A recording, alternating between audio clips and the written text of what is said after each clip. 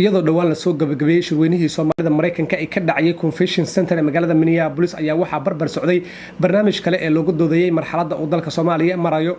qodobada lagu dooday waxaa kamid ah maxay noqon kartaa jihada siyaasadda Soomaaliya ee 2016 saameynta dawlad goboleedyada keeni karaan kala qoqobka Soomaaliya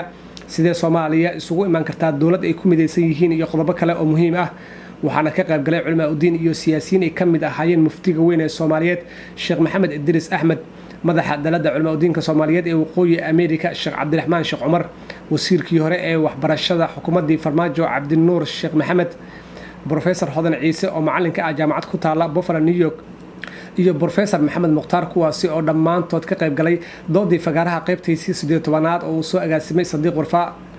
wasiirkii hore ee xukuumadda Farmaajo Cabdinuur Sheekh Maxamuud ayaa rajo xumo ka muujiyay xaaladda uu dalka Soomaaliya marayo haddii aan la imaanin isbedel dhab ah waxaan arintaasi ku raacay Sheekh Maxamed Idris Ahmed mowduuca maanta kulankiisa 18aad wuxuu ku saabsan yahay maxay noqon kartaa jihada ay ku socoto siyaasadda Soomaaliya sanadka 2016 mowduuca kaas weeye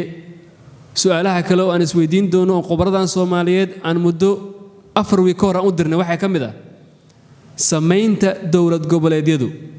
ma keeni karaan kala qoqobka Soomaaliya sidee Soomaalida loo mideyn karaa si ay u dhistaan dawlad ay ku midaysan yihiin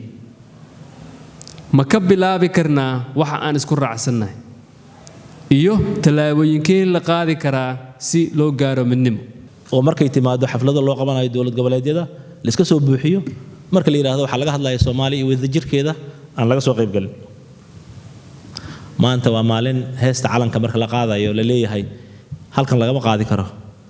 maxaa yeelay dawlad goboleed hawsheeda lagu hayaa ee meel kale laga qaado oo ani waxaan u soo taagnaa meel jaamacad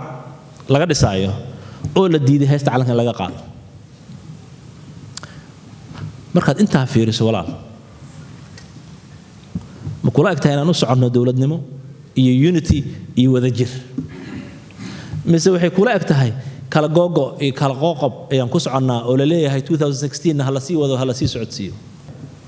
haddii dariiqa maanta lagu socdo iyo arrimahaas aan hadda ka sheekeeyay ay sii socdaan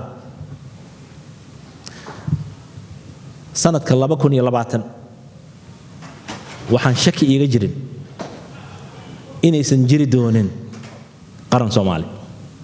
hadalkaas waa hadal aad u culus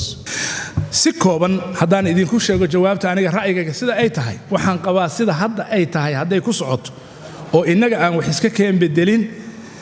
inayan meelna u socon saasaan qabaa waana sidii aan uga dhawahay Dr. Cabdinuur qaabka ay hadda tahay hadday ku socoto oo abel baa la soo dooranaya xoogaa baa qolgalaysa barlamaan baa la waxaynayaa wixii ay ku socon jirtay hadday ku socoto ma u malaynayo in wax ka naascad yihiin laakiin waxaan rajo ka qabaa oo aanan ka rajo goyn dadka Soomaaliyeed inaan raganimaduna ka idlaan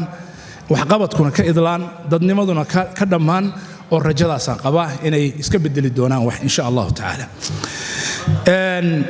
saddex qodob haddii la helo siyaasaddan 2016 waxba iska bedelaya aniga say ila tahay wayna iman kartaa rajana waan ka qabaa oo ma rabo inaan rajo xumayo iyadoo waaqicu sidaa uu yahay oo dalna aanu gacan inoogu jirin awoodiisuna ayaan gacan inoogu jirin haddana rajo fiican baan qabaa in dadku isbedeli karaan ayna raadin karaan dadka Soomaaliyeed horena way u sameeyeen fagaaraha waa goob wada hadal oo mar walba loogu doodo arrimaha xasaasiga ah ay tabanayaan ummadda Soomaaliyeed wuxuuna kulankiisa 18aad ku soo aaday isaga oo wadanka marayo xaalad adag Maxamed Muuse Nuur Deeq Darajo University fi Minneapolis